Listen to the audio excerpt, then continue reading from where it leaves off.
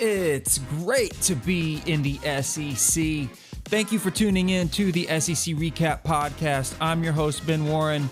Today, we're talking our Game of the Week episode, Alabama at Tennessee. I'm joined again by my good friend, Andrew Turner. We're going to preview the matchup, talk about the rivalry, talk about what's going on both sides of the ball. By the way, you can get all of our content now in one convenient location at secrecap.com. Let's dive in.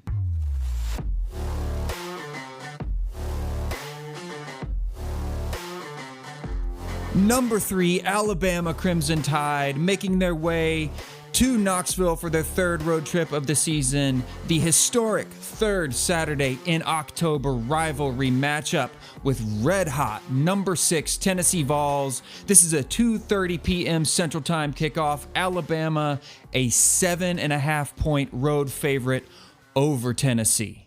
Alabama, number 5 in the country in scoring offense. In terms of like total yards, they're number 7. Tennessee, number 2 in the country in terms of scoring offense, and number 1 in total yards. Both teams are averaging in the mid 40s in terms of points per game. Alabama 44.3, Tennessee 46.8. They're both putting up over 500 yards a game. Now Alabama's played 6 games. Tennessee's only played 5. So something to keep in mind there. Yeah. And they both average just under 30 minutes in time of possession. Alabama has 19 passing touchdowns and 13 rushing touchdowns on the season. Tennessee has 13 passing touchdowns and 17 rushing touchdowns on the season. So those numbers are pretty balanced there. Yeah. Tennessee, though, as you said earlier, Hendon Hooker, 0 interceptions. Nobody, in fact, no quarterback, even Joe Milton, when he's gotten play time, has thrown an interception to date. Alabama's quarterbacks have thrown 5 interceptions. Alabama has also lost 4 fumbles. Tennessee has lost 5 fumbles.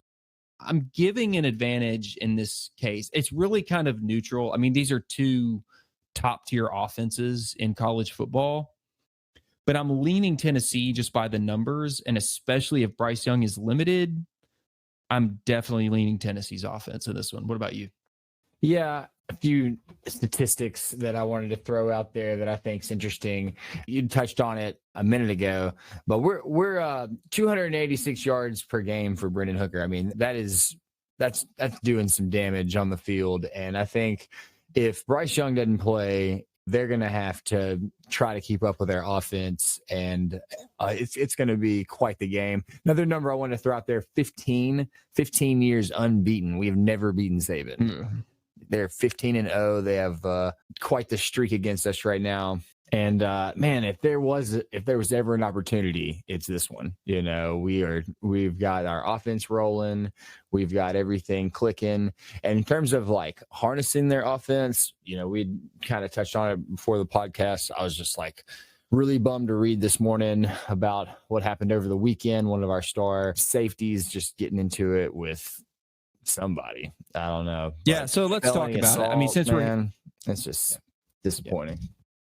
So I was wondering, since you're kind of there, like if you had heard anything. I mean, there's just not a lot of details on this right now. Most people have heard, but Jaylen McCollough arrested for felony assault.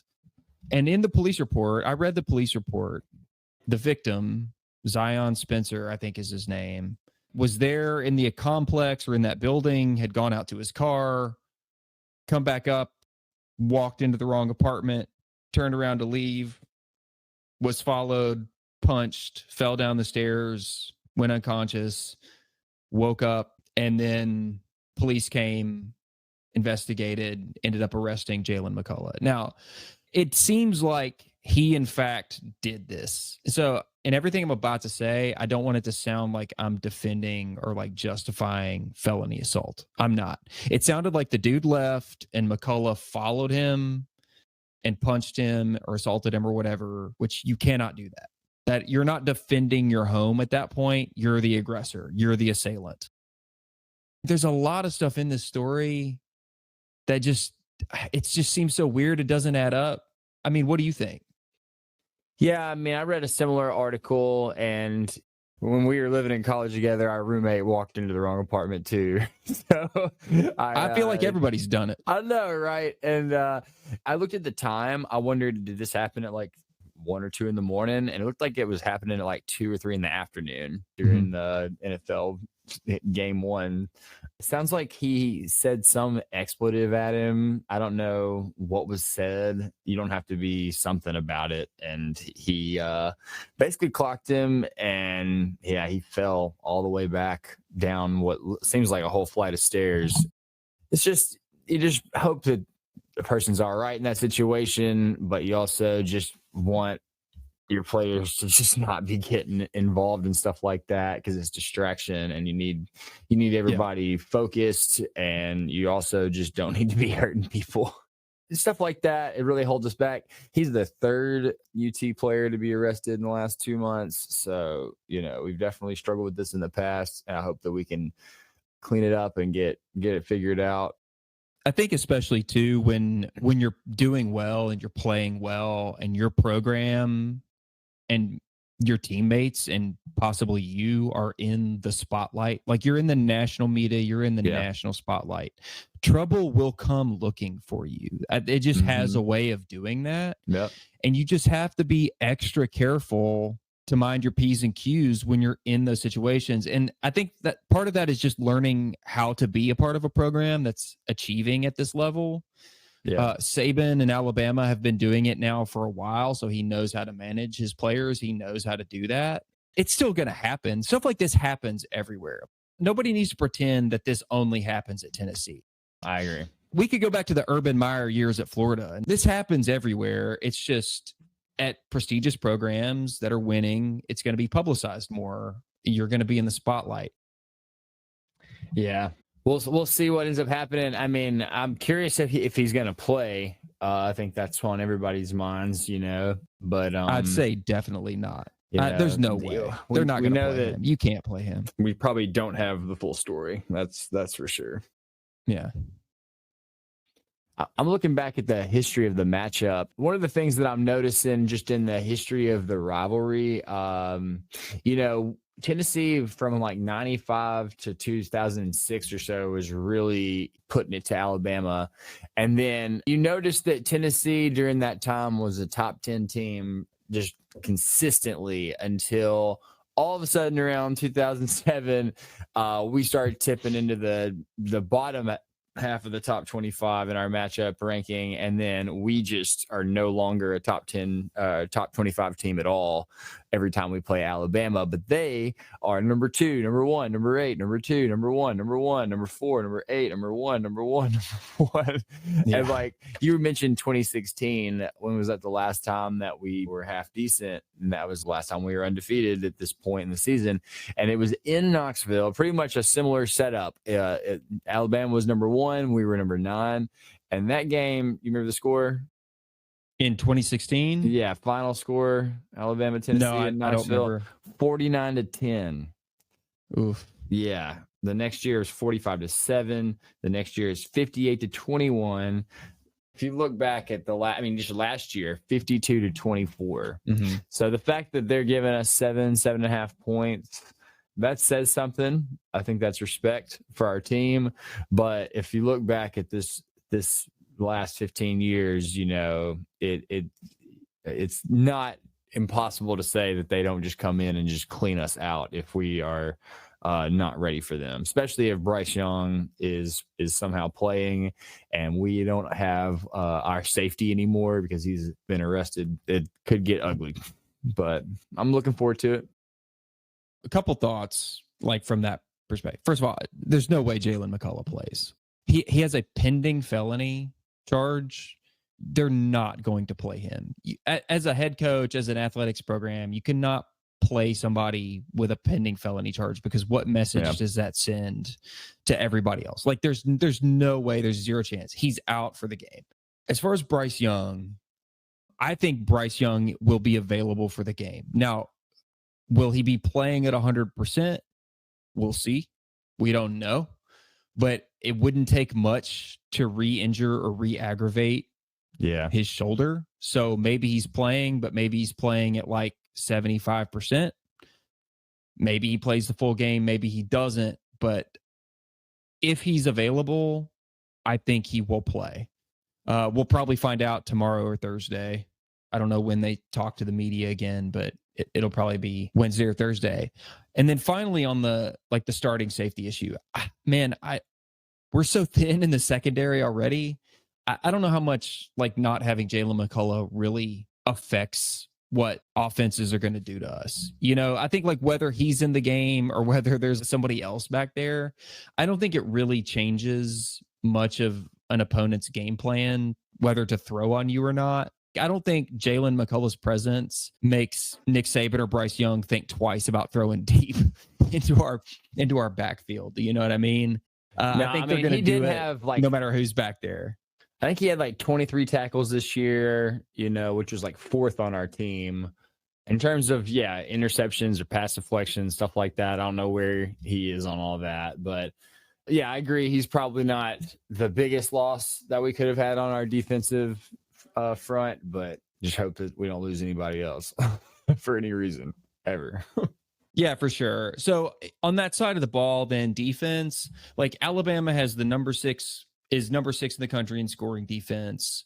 Tennessee is number 23 in the country in scoring defense. Tennessee's defense is okay. Tennessee's defense is at the point where they can keep their offense in the game and just be good enough to win them games. Alabama has a very, very good defense. I think that's going to be the difference maker. Alabama's defense will slow down Tennessee's offense. We will not score on every possession like we did, versus LSU. It could turn into a shootout. I don't really know, but it seems to me that Alabama, if they can slow down our offense, they might want to slow down the game. They might want to just run the ball and really bleed time off the clock and limit the possessions that we do get so we can never really get that tempo going. I'm expecting them to do that for sure. I would too. It's exactly what I would do, especially if they don't have Bryce Young. But even if they do have Bryce Young and they just don't want him rolling out and, risking injury and risk further aggravating his shoulder, that probably is their strategy. They probably lean toward slowing things down, limiting Tennessee's possessions, and having confidence that their offense, no matter what, is good enough to score on our defense, which I think is a better matchup for them. Yeah. I agree with you. It's going to be quite the game. I cannot wait. The hype in Knoxville for this game is palpable. Everybody is just buzzing right now. I don't really know where you can get tickets. We were talking about Ticketmaster and all these other places, but you're going to be paying $400 to $8,000 for a ticket to this game. Yeah. StubHub was $360 for double letter nosebleed. I will not be in attendance, but we'll be cheering them on. What I think this game comes down to, I think it's meaningful possessions, red zone offense. Tennessee is very good in red zone offense. They're 100% in red zone scoring this season, 27 out of 27 of attempts. 27 out of 27 attempts. Isn't that crazy? And Alabama isn't. Alabama's 85%, 24 of 28, which is still very good. But Tennessee is really good about taking points once they're in the red zone. A few more stats here. 4th down conversions. This season, Tennessee is 11 of 14 on 4th downs. That's 78.5%. Compared to Alabama, 3 of 8, which is 37.5%. I mean, 4th down conversions are how you suck the life out of your opponent. So if Tennessee can get this tempo going and get some of those critical 4th down in opponent territory conversions, that gives you a chance to pull out this massive upset. I agree with you. And also, kudos to our special teams last week. When you pin a team back in the deep part of their zone and they have to go 90 yards every time, you're giving your defense the best possible chance. We're going to have to do that against Alabama, period. We're going to have to make them go as far as possible. And if we do that, if we can just keep everything clicking like it has been, I really do think we have a great shot. I cannot wait. I am so excited for this game. Probably more excited for this game than I have been in a long time, honestly. I mean, you always look forward to, the opportunity to play Alabama, but like you don't really have this thought that you're going to do anything. But this year just feels a little bit different. I'm hopeful.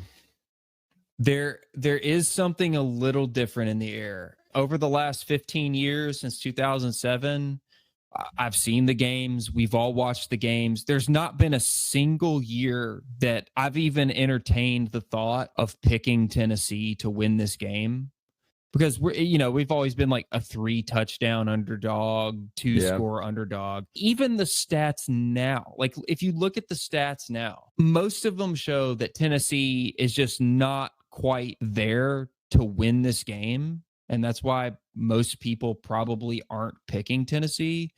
But in the last 15 years, if there's ever been a year where you could conceivably pick Tennessee to win, it's this year. On Sunday, when I texted y'all, I said that if Alabama opens up as less than a 14-point favorite on the road, that I'm going to pick Tennessee to win. And that spread opened at -8. So I'm sticking with it. And I'm picking Tennessee, and I've got my cigars on the way. I'm going to have them with me on Saturday. I'm picking the Vols to light the victory cigars in Neyland Stadium this weekend.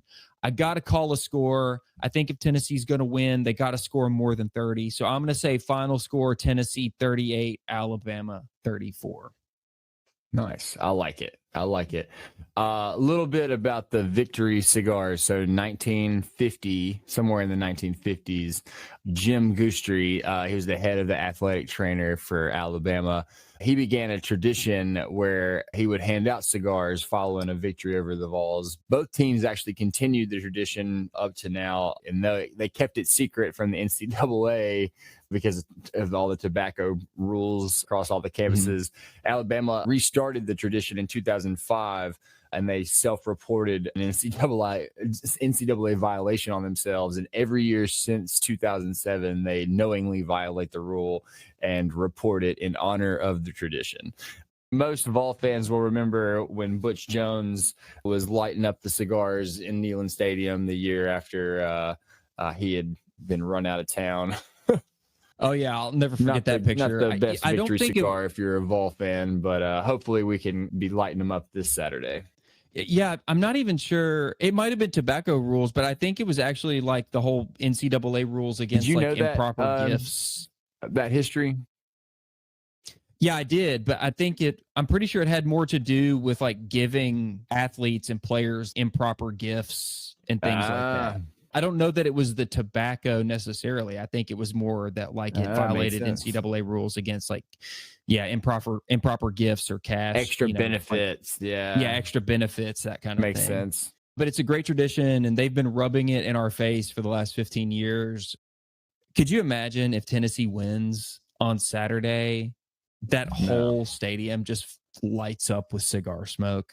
How awesome would that be? Oh, my gosh. Yeah, I am going to say that they won't tear the goalpost down, but they would storm the field if they beat Alabama.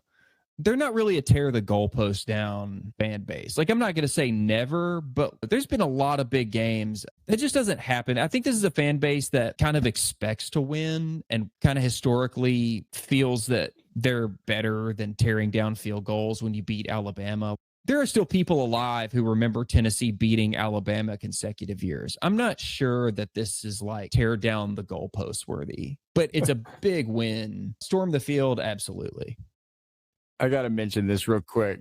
The first game in 1901 between the Vols, do you know what happened? The first game in 1901?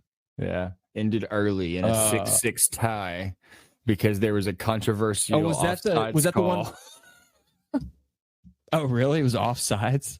There was an offsides call, and all the fans rushed the field and basically like made a big stink out of it, and they couldn't get everybody off the field, so they just like stopped the game. Just ended the game?